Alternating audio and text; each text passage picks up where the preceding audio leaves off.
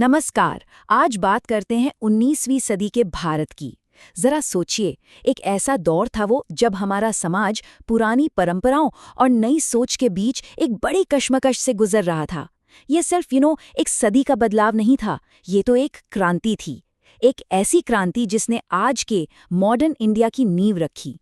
तो चलिए आज उन सोशियो रिलीजियस रिफॉर्म मूवमेंट्स को करीब से समझते हैं जिन्होंने भारत का नक्शा हमेशा हमेशा के लिए बदल दिया। तो सवाल यही उठता है ना, कि आखिर भारत एक पारंपरिक समाज से एक मॉडर्न देश बनने की राह पर चला कैसे? इसका जवाब छिपा है 19वीं सदी की उसी उथल-पुथल में, जब कुछ बहुत दूर की सोचने वाले लोगों ने समाज को बदलने का बीड़ा उठाया। तो चलिए चलते हैं उसी दौर में और इस पूरे ट्रांसफॉर्मेशन को समझने की कोशिश करते हैं। आज के हमारे इस सफर में हम क्या-क्या देखने वाले हैं? सबसे पहले हम देखेंगे कि उस वक्त समाज में चुनौतियां क्या थीं। फिर हम उन जबरदस्त सुधारकों से मिलेंगे जिन्होंने बदलाव की वो मशाल जलाई। इसके बाद हम समझेंगे कि उनकी लड़ाई के मुख्य मोर्चे कौन से थे और कैसे उनके काम से नए कानून बने। और आखिर में हम देखेंगे कि उनकी विरासत आज भी हमारे लिए कितनी अहम है। तो शुरुआत करते हैं हमारे पहले हिस्से से, जागृति का समय। देखिए, ये वो दौर था जब भारतीय समाज को बदलाव की बहुत ही सख्त जरूरत थी। समाज कई तरह की पुरानी सोच और परंपराओं की बेड़ियों में कह सकते हैं जकड़ा हुआ था, और हर लेवल पर पॉलिटिकल, सोशल, कल्चरल एक बुनियादी बदलाव की जमीन तैयार हो रही थी। उस वक्त समाज में कई कुरीतियां, आप कह सकते हैं, बहुत गहरी जड़ें जमा चुकी थीं। सोचिए, सती प्रथा, बाल विवाह, एक से ज्यादा शादियां करने की प्रथा यानी बहुविवाह, और जाति व्यवस्था, इन सब ने समाज को अंदर से बिल्कुल खोखला कर दिया था। और ऊपर से हर तरफ फैले अंधविश्वास ने तर्क से सोचने की गुंजाइश ही खत्म कर दी थी। तो इन्हीं बड़ी और गंभीर चुनौतियों से निपटने के लिए सुधार आंदोलनों ने जन्म लिया। तो अब आते हैं हमारे दूसरे हिस्से पर, सुधार के अग्रदूत। इन्हीं सामाजिक चुनौतियों के बीच से कुछ बहुत ही प्रभावशाली लोग और ऑर्गेनाइजेशन सामने आए जिन्होंने समाज को एक नई राह दिखाने की हिम्मत की। यहाँ हम उस दौर के कुछ सबसे बड़े और जरूरी आंदोलनों को देख सकते हैं। राजा राममोहन रॉय का ब्रह्म समाज, स्वामी दयानंद सरस्वती का आर्य समाज, ज्योतिराव फूले का सत्य शोधक समाज और भी कई। ये सिर्फ नाम या संगठन नहीं थे, ये उस नई चेतना के प्रतीक थे जिसने, सच मानिए, पूरे देश में जागृति की एक लहर सी दौड़ा दी थी। और जब भी इन सुधारकों की बात होती है ना, तो एक नाम सबसे पहले आता है, राजा राममोहन राय। उन्हें अक्सर भारतीय सामाजिक सुधार आंदोलन का पायनियर या अग्रदूत कहा जाता है।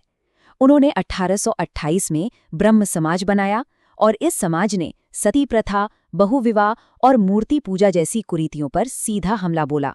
उनकी सोच कमाल की थी। वो पूरब और पश्चिम के बेस्ट विचारों को एक साथ लाना चाहते थे। अब यहाँ एक बड़ी दिलचस्प बात सामने आती है। सुधार का लक्ष्य तो एक था, पर रास्ते अलग अलग थे। एक तरफ था राजा राममोहन राय का ब्रह्म समाज, जो मॉडर्न वेस्टर्न सोच से काफी प्रभावित था, और दूसरी तरफ थे दयानंद सरस्वती और उनका आर्य समाज, जो वेदों की ओर लौटो का नारा दे रहा था। मतलब अपनी जड़ों की तरफ वापस जाने की बात कर रहा था। देखिए, दोनों ही मूर्ति पूजा और सामाजिक बुराइयों के खिलाफ थे। मकसद एक था, पर तरीका अलग। और ये फर्क दिखाता है कि उस वक्त भारत अपने भविष्य को लेकर कितने अलग अलग तरीकों से सोच रहा था। अब चलते हैं तीसरे हिस्से पर, सामाजिक न्याय का संघर्ष। ये सुधारक सिर्फ बातें करने वाले लोग नहीं थे। नहीं, बिल्कुल नहीं। इन्होंने समाज की सबसे गहरी, सबसे मुश्किल समस्याओं पर सीधा हमला किया और अपना पूरा ध्यान कुछ ऐसे मुद्दों पर लगाया जिन्हें बदलना आसान तो बिल्कुल नहीं था। वेदों की ओर लौटो, स्वामी दयानंद सरस्वती का ये नारा अपने आप में आर्य समाज का पूरा मिशन बयान कर देता है। उनका मानना था कि समय के साथ धर्म में जो कुरीतियां आ गई हैं, उन्हें हटाना होगा, और इसके लिए हमें वापस वेदों के मूल शिक्षाओं की तरफ जाना होगा। मतलब मूर्ति पूजा और जाति के आधार पर भेदभाव जैसी चीजों को पूरी तरह से खारिज करना होगा।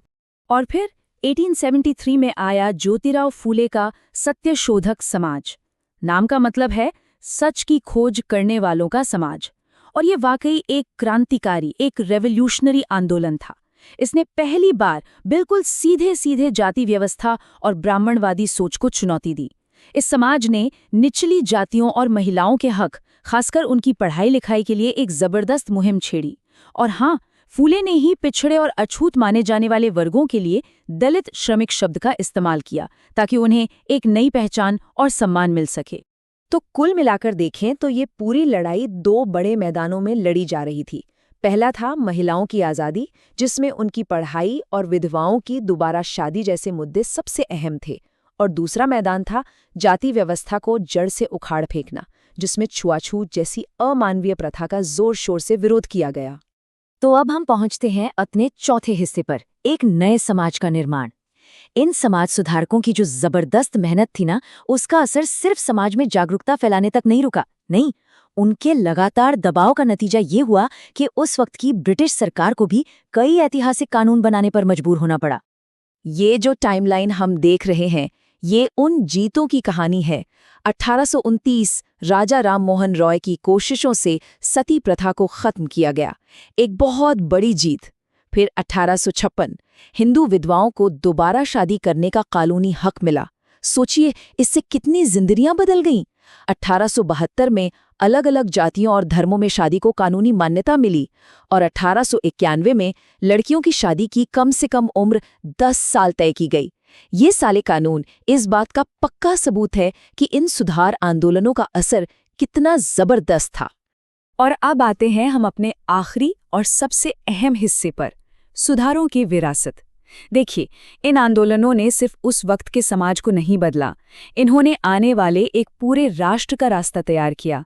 इन सामाजिक सुधारों का असर बहुत गहरा था, इतना गहरा कि इसने भारत की राजनीतिक चेतना को भी जगा दिया। ये बात समझना बहुत जरूरी है कि सामाजिक सुधार ही राजनीतिक जागृति की पहली सीढ़ी बना। कैसे? इन आंदोलनों ने लोगों को उनके शानदार इतिहास से फिर से जोड़ा, उनमें एक सेल्फ रिस्पेक्ट, एक आत्मसम्मान की भावना जगाई। और यही आत्मसम्मान और राष्ट्रीय गौरव की भावना थी जिसने आगे चलकर आज़ादी की लड़ाई के लिए एक मजबूत जमीन तैयार की। तो इनका जो लॉन्ग टर्म इम्पैक्ट था वो बहुत ही गहरा और स्थायी रहा। पढ़ी लिखी महिलाओं ने आज़ादी की लड़ाई में कंधे से कंधा मिलाकर हिस्सा लिया। भीमराव अंबेडकर जैसे महान नेता इसी सुधारवादी परंपरा से निकल कर आए। और सबसे बड़ी बात, इन सभी आंदोलनों के जो मूल सिद्धांत है ना, समानता, न्याय, वो आज हमारे संविधान की आत्मा है, उसकी नींव में बसे हुए हैं। 19वीं सदी के उन सुधारकों ने वाकई एक क्रांति की शुरुआत की थी। उन्होंने अपने समय की बड़ी बड़ी चुनौतियों का डटकर सामना किया।